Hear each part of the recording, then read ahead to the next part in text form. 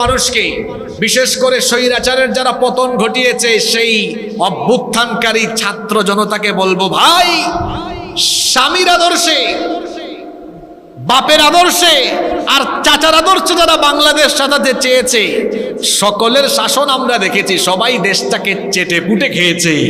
কেউ দেশটাকে উন্নতি আর সমৃদ্ধির জায়গায় নিয়ে যেতে পারেনি। এখন সময় এসেছে কুরআনওয়ালা আর ইসলামপন্থী আলেম উলামাদের হাতে এই দেশের দায়িত্ব তুলে দেওয়া। এদেশে আলেম উলামারা বিভিন্ন ইসলামী দলের অনেক ইউপি মেম্বার, চেয়ারম্যান, সিটি কর্পোরেশনের কাউন্সিলর এবং পার্লামেন্ট মেম্বার ইতিপূর্বে হয়েছেন, মন্ত্রণালয়েও দায়িত্ব পালন করেছেন। আপনারা বলেন, বাংলাদেশের যে কোনো ইসলামী রাজনৈতিক দলের কোনো নেতা বা কর্মী কিংবা কোনো আলেম উলামারা কি ক্ষমতা পেয়ে ক্ষমতার অপব্যবহার করে লুটপাট দুর্নীতি করেছেন? বরং আমাদেরকে যারা স্বাধীনতা বিরোধী বলে, তারা দেশের মানুষকে স্বাধীনতার চেতনার ট্যাবলেট খাওয়ায়া দেশের টাকা লুটপাট করে বিদেশে পাচার করেছে। যার প্রমাণ এই চট্টগ্রামের ভূমিখাকু মন্ত্রী সাইফুজ্জামান।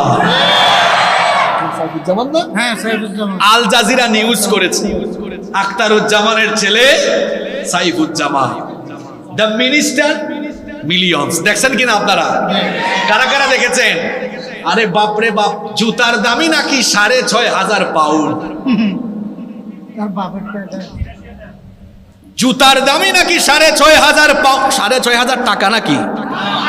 অবাজি মুখে দি কথা বাইন নইব দেখি 6,500 টাকা বলেছি, কথা কন না কেন? 6,500 পাউন্ডকে টাকায় কনভার্ট করেন তো।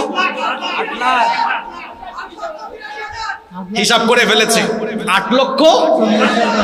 চিন্তা করেছে একজন এমপি বা মন্ত্রী রাষ্ট্রীয় যে সুযোগ সুবিধা পায়, যে বেতন ভাতা পায়, এটা দিয়ে কি জুতা কিনা সম্ভব? আমার তো মনে হয় বাংলাদেশের মানুষ পায় নাই, তারে পাইলে তার জুতা দিয়ে তারে পিটাইতো। এই রকম করে দেশটাকে চুরি, দেশের সম্পদ চুরি করে দেশটাকে তারা শেষ করে ফেলেছে। দেশের অর্থনীতি ধ্বংস।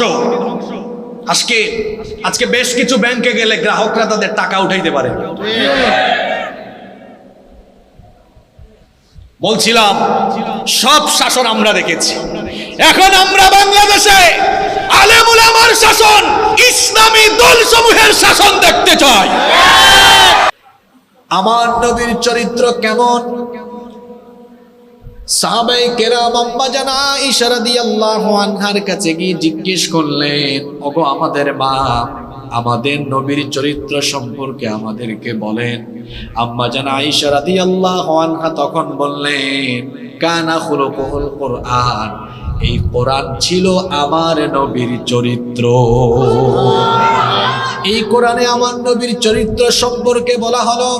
রব্বুল আলামিন বললেন, ওয়া ইন্নাকা লাআলা খুলুকিন আযীম, আর নিশ্চয়ই আপনি নৈতিকতার মানদণ্ডে এক পুতু পবিত্র আদর্শের উপরে সুপ্রতিষ্ঠিত। সুবহানাল্লাহ। এখানে আল্লাহ তার নবীর চরিত্র বর্ণনায় তার নিজের একটি সিফাতি নাম, গুণবাচক নাম আল্লাহ ডেডিকেট করে দিয়েছেন। আযীম হচ্ছে আল্লাহর নাম। আযীম কার নাম? আরবিতে আযীম শব্দের অর্থ হলো, এটা এত ব্যাপক, এত গভীর, যার চাইতে বেশি গভীরতা, ব্যাপকতা আর থাকতে পারে না। আল্লাহ তার নবীর চরিত্রের ব্যাপারে আযীম শব্দ এজন্য দিয়েছেন যে নবীকে এমন চারিত্রিক পূর্ণতা দেওয়া হয়েছে, এই চরিত্রের উপরে আর কোনো চরিত্রই হতে পারে না। সুবহানাল্লাহ। আল্লাহ তার নবীর চরিত্র বর্ণনায় তার নিজের নাম যেমন দিলেন, ঠিক তেমনি ভাবে কোরআনে কারীম সম্পর্কে বলতে গিয়ে আল্লাহ তাআলা সেখানেও তার নিজের সিফাতি নাম আযীম শব্দ ব্যবহার করলেন। যেমন আল্লাহ তাআলা বললেন, ওয়ালাকাদ আতাইনাকা সাবআন মিনাল মাসানি ওয়াল কুরআনাল আযীম। আর অবশ্যই আমি আপনাকে নিত্য পাঠনীয় সপ্তবাক্য এবং কোরআনে আযীম দান করেছি। নবীর চরিত্র বোঝাতে গিয়ে, বর্ণনা করতে গিয়ে আল্লাহ আযীম শব্দ দিলেন, আবার কোরআনের গুণ বর্ণনা করতে গিয়ে আল্লাহ আযীম শব্দ দিলেন। সেই কোরআন হলো আমার নবীর চরিত্র, বলেছেন কি? এটা হলো প্রিন্টেড কোরআন, আর আমার নবী ছিলেন প্র্যাকটিক্যাল কোরআন। সুবহানাল্লাহ পড়েন। যারা সত্যিকারের আশিক ও রাসূল হতে চাইবে, যারা নবীর সত্যিকারের আদর্শে আদর্শিত হতে চাইবে, তারা কোরআনের রঙে নিজের জীবনকে রাঙিয়ে নেবে। কারণ এই কোরআন হলো আমার নবীর চরিত্র। কোরআন হলো আমার নবীর, জোরে বলেন তো, আমার নবীর চরিত্র কি? তাহলে আমাদের চরিত্র যদি আমরা নবী প্রেমে উদ্বুদ্ধ হয়ে, নবীর আলোকে, নবীর আদর্শ মতো আমরা যদি আমাদের চরিত্রকে ধারণ করতে, লালন করতে চাই, তাহলে এই কোরআনের মতো আমাদের চরিত্র বানানোর দরকার আছে না নাই? আমরা আজকে এই কোরআন থেকেই হেদায়াতি কিছু কথা শুনবো। আল্লাহ আমাদেরকে আমলের তৌফিক দান করেন, বলেন আমিন।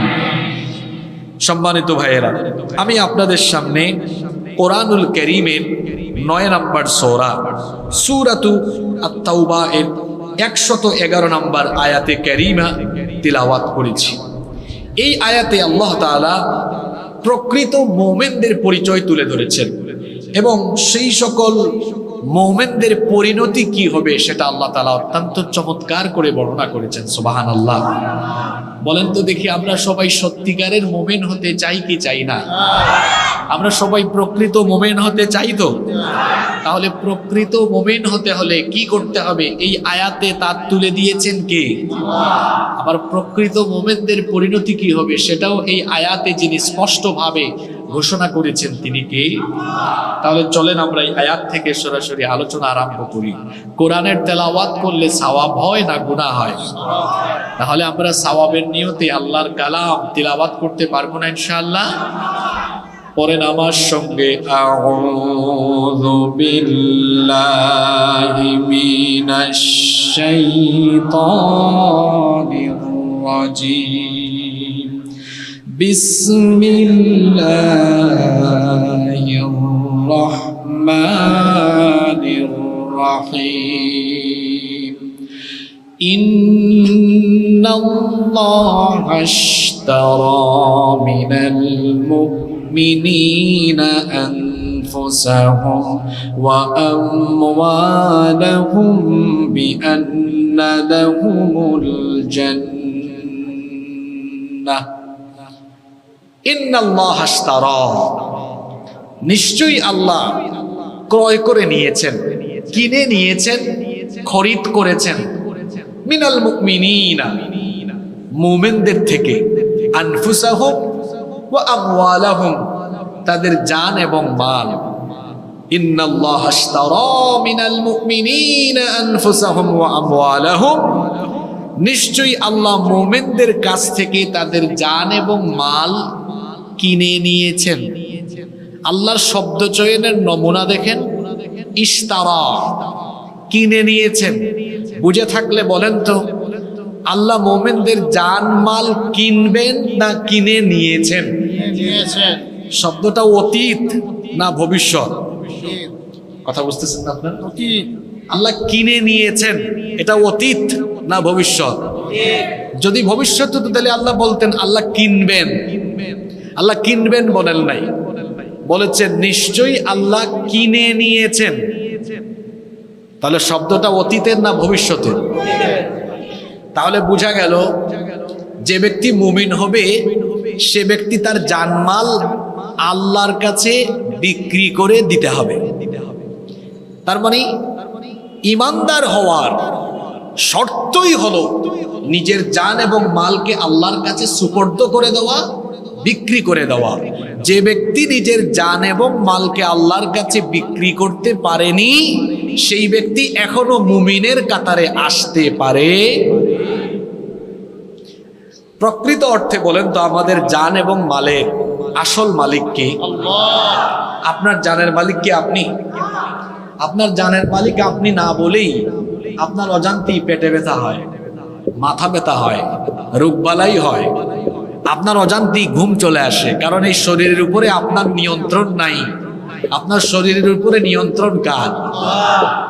আবার আপনার যে মাল আছে, সম্পদ আছে, এগুলোর প্রকৃত মালিক আপনি নন। যদি সত্যিকারের মালিক আপনি হতেন তাহলে কেউ আপনাকে ফকির বানাতে পারতো না। আপনি সম্পদের মালিক নন বলে আল্লাহ চাইলে সকালবেলার সম্পদশালীকে বিকেলবেলার নিঃস্ব অসহায় ফকির করে দিতে পারেন কি পারেন না? তাহলে জান এবং মালের আসল মালিক কে? আল্লাহ। তাহলে জান মালের আসল মালিক আল্লাহ। আবার আল্লাহ বলতেছেন আল্লাহ সেটা কিনে নিবেন। বিষয়টা কি? বিষয়টা হলো এই, আসলে জান এবং মাল আল্লাহ তাআলা দুনিয়ার ক্ষণস্থায়ী কিছু সময়ের জন্য আমাদের কাছে আল্লাহ এটা আমানত রেখেছেন, আর আমাদেরকে ফ্রিডম অফ চয়েস দিয়েছেন, অর্থাৎ আমাদের ইচ্ছার স্বাধীনতা দিয়েছেন। আমরা চাইলে এই জানমালকে আল্লাহর পথেও ব্যবহার করতে পারবো, আবার চাইলে জান এবং মালকে আল্লাহর নাফরমানের পথেও ব্যবহার করতে পারবো। এখানে ফ্রিডম অফ চয়েস দেওয়া হয়েছে, অর্থাৎ ইচ্ছার স্বাধীনতা আমাদেরকে দেওয়া হয়েছে। পৃথিবীতে মানুষ ছাড়া অন্য কোনো প্রাণীকে আল্লাহ ইচ্ছার স্বাধীনতা দেন নাই। সূর্য কি চাইলেই আগামীকাল উত্তর দিক থেকে উঠতে পারবে?